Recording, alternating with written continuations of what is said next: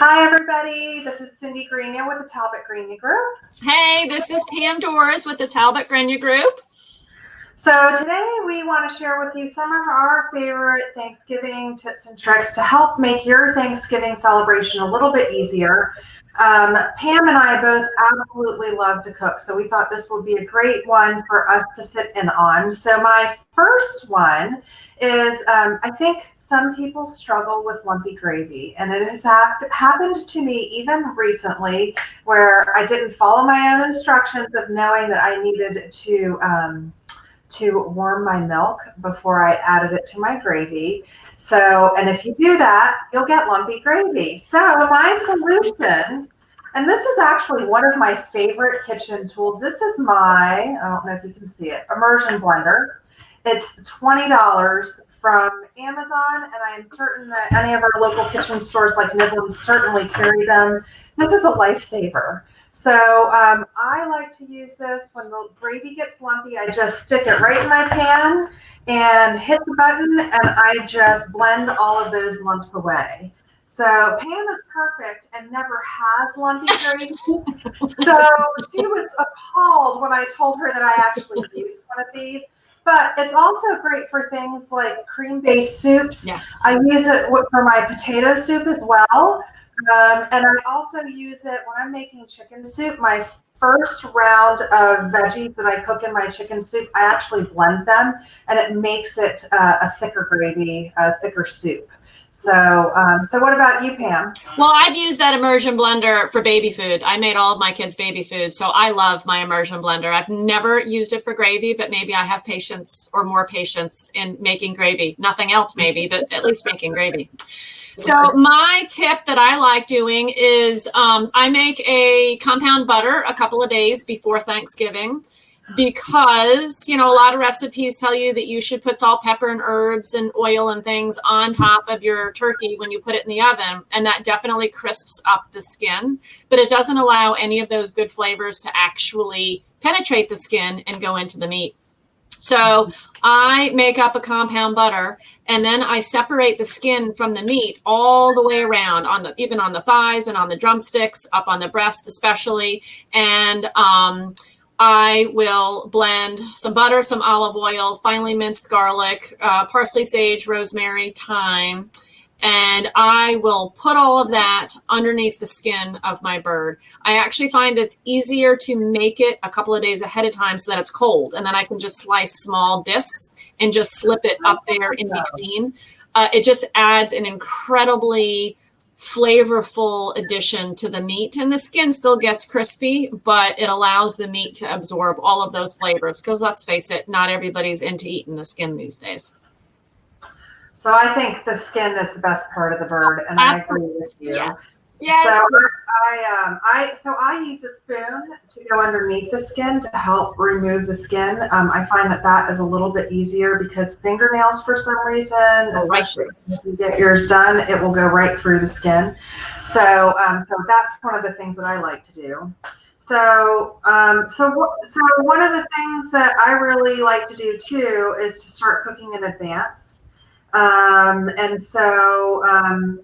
I like to make my mashed potatoes and sweet potatoes in advance, and I always just stick them in a crock pot. I have to bring all my stuff out today, but I put them in a crock pot, a couple of hours before, and I put them on low. So this way then I am able to prep my potatoes, cook them in advance, and I even can stick them in the crock that is in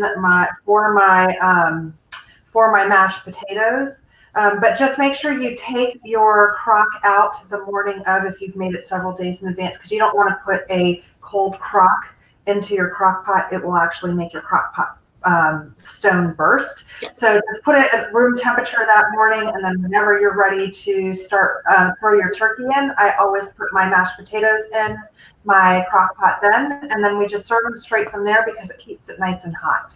So this one here is our gravy one, and it's also good for dips. I got that one, I think, for $10. My immersion blender, I think, was maybe $20, and I got that from Amazon. So neither of these tools are terribly expensive, and they're great to have on hand. Well, I do some of my stuff ahead like that, but my big thing is actually planning everything ahead. I used to find myself running around like crazy, trying to figure out when do I buy the perishables, when do I take the turkey out of the freezer, then when do I take it out of the refrigerator, when do I, bake my apple pies or my pumpkin pies, when do I do my hard sauce, which is an alcoholic based butter sugar yummy concoction. So I have found that I actually print off a template of the calendar, of the November calendar, and I start working my way backwards from Thanksgiving to figure out what needs to be done when, because then, dare I say, it's foolproof. I've just jinxed myself for this year, but for the most part, it's foolproof, because if I follow what I've set out, on this day, I go shopping and get all my canned goods. On this day, I go shopping and get all the perishables. On this day, I at least cut up my potatoes and let them sit in water, or I make the basis for my sweet potato casserole. As long as I have a plan that I can follow, it makes my life so much easier. And when I have family that come in from out of town, because Thanksgiving is our day, we're way more into Thanksgiving than we are any other holiday throughout the year, because of the idea of being thankful. When people come in from out of town, I can tell when they say, what do you want me to help you with?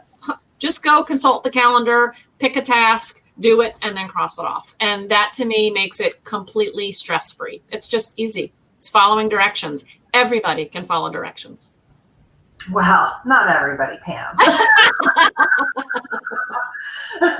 So there are two other things that I really like to do at Thanksgiving, and one of them, so I also do prepping ahead of time. And I try to get, so this weekend I'm going to make my homemade cranberry sauce, and mine has like cinnamon and vanilla and orange in it. It's so good. It's delicious on leftover sandwiches too, which is, we all cook for the leftovers. So I will start making that this weekend. But Monday night is always chopping up my vegetables. I do my carrots. I will peel them. I'll have them, again, in a Tupperware container that has ice water in it if you want to keep any of your vegetables fresh and you don't want to cook them ahead of time, with the exception of Brussels sprouts, because it will water them down if you want them to be roasted. I put all of my vegetables in cold water and in my fridge so that they're prepped and ready to go. And definitely my celery and onions, because I make my own sausage, mushroom stuffing every single year. My family expects it, and there's a lot of chopping that goes into that. So even so much so is I stuff my turkey with apples and onions and celery and carrots. And so I'll even have a bag just for that specifically, so that it's just ready to roll. What else do you do, Pam? One other thing that I do, because I was caught with this one once, is I make sure the day before all of the trash that's in my kitchen is out and the bins are empty, and that the dishwasher is emptied. Because I got caught one year where we spent all day long making turkey and doing all the sides and getting everything together. And then we went to go send the kids, go to the cupboard, get plates and forks and knives, and let's get the table set. And there was no plates. They were all in the dishwasher, not clean either. So we had an assembly line of washing all of the dishes. So the other thing that I do that I think is vital is definitely the day before, just checking around and making sure that there's room for all the new trash that's going to be produced, and there's actually dishes to eat off of that are clean and ready to go, and makes life much easier, because you don't have to wash dishes before you eat and after you eat.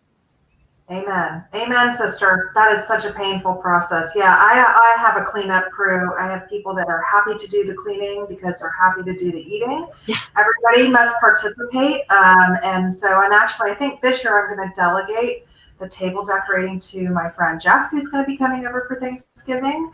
And he enjoys the decorating part. So if he can handle that and setting the table ahead of time, then I am happy.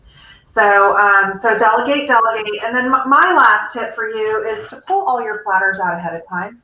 I put a sticky note in the bottom of each of my serving dishes, so everybody knows what's going to go into that serving dish.